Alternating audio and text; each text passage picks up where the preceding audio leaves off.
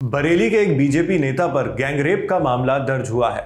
आरोपी अनीस अंसारी बरेली में बीजेपी अल्पसंख्यक प्रकोष्ठ के नगर अध्यक्ष थे। उनके साथ उनका भाई और उनका एक साथी भी केस में आरोपी है। उनके खिलाफ यह मामला उन्हीं की पार्टी की एक 30 साल की महिला कार्यकर्ता ने दर्ज करवाया है।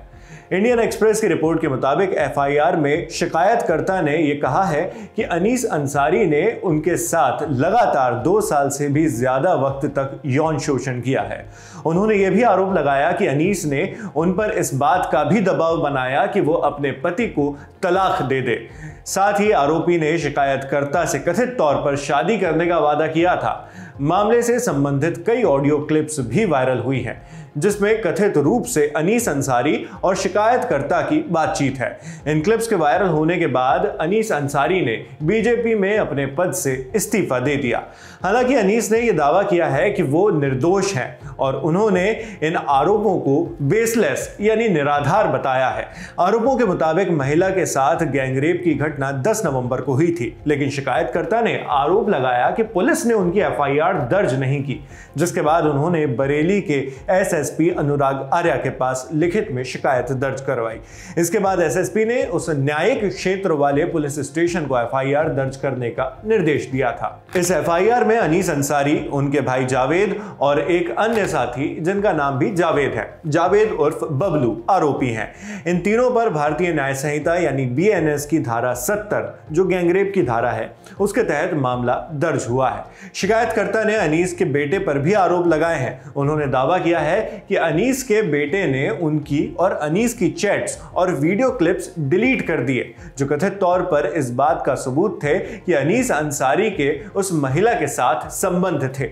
इसके चलते अनीस अंसारी के बेटे पर भी मामला दर्ज हुआ है। अनीस के बेटे पर बीएनएस की धारा 238 के तहत मामला दर्ज हुआ है, जो सबूत मिटाने की धारा है। इंडियन एक्सप्रेस की रिपोर्ट के मुताबिक एफआईआर में महिला ने कहा कि अनीस अंसारी के कथित वादे के मुताबिक जब उन्होंने अनीस पर शादी का दबाव डालने की कोशिश की तो उसने उनके साथ गैंगरेप कर दिया।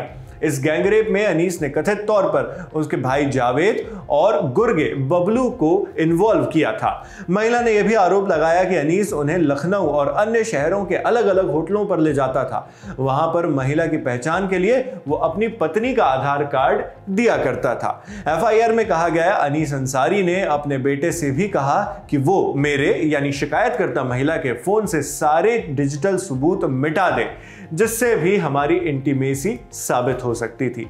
घटना की ज्यादा जानकारी दी बरेली के एसपी सिटी मानुष पारीक ने। देखिए, दिनांक 14 नवंबर 2024 को थाना बरादरी जनपद बरेली के अंतर्गत एक महिला द्वारा अनीस अंसारी व उसके सहयोगियों द्वारा शादी का झांसा देकर दुष्कर्म करना, मारपीट, जान से मारने की धमकी व सामूहिक दुष्कर्म ऐसी तहरीर दी गई। इस तहरीर के अनुसार मुकदमा पंजीकृत किया गया। मुकदमा संख्या है 1178/24 और धाराएं इस प्रकार हैं: 191(2), 69, 70(1), 115(2), 352, 351(2), 351(3) अंतर्गत भारतीय न्याय संहिता। इस मुकदमे में 5 लोग इस महिला ने नामजद किए हैं। इनके नाम है अनीस अंसारी, जावेद अंसारी, शहनवाज, जावेद मीडिया और सैयद फैजल। इस प्रकरण में मुकदमा लिखने के उपरांत आगे की विधिक कार्रवाई प्रचलित है। अनीस अंसारी ने इस मामले में बरेली की मीडिया से कहा है कि कुछ लोगों ने उन्हें बदनाम करने के लिए आपस में हाथ मिलाए हैं, जिससे उनका पॉलिटिकल करियर बर्बाद हो जाए। इंडियन एक्सप्रेस के मुताबिक अनीस ने कहा, जैसे ही उसने यानी शिकायतकर्ता ने यह दावा किया कि मैंने उसके साथ फोन पर गाली गलौज किया है, मैंने अपना इस्तीफा दे दिया। मैं कतई नहीं चाहता कि ऐसे मुद्दों की वजह से मेरी पार्टी की छवि खराब हो। मैं निर्दोष हूं और हर तरह की जांच के लिए तैयार हूं।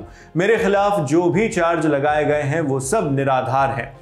अब ये सारे चार्जेस सच्चे हैं या बेबुनियाद, वो तो पुलिस की जांच के बाद कोर्ट में ही पता चलेगा। आगे भी इस मामले में जो भी अपडेट्स आएंगे वो हम आप तक इसी तरह पहुंचाते रहेंगे। देखते रहिए दी ललन टॉप। शुक्रिया।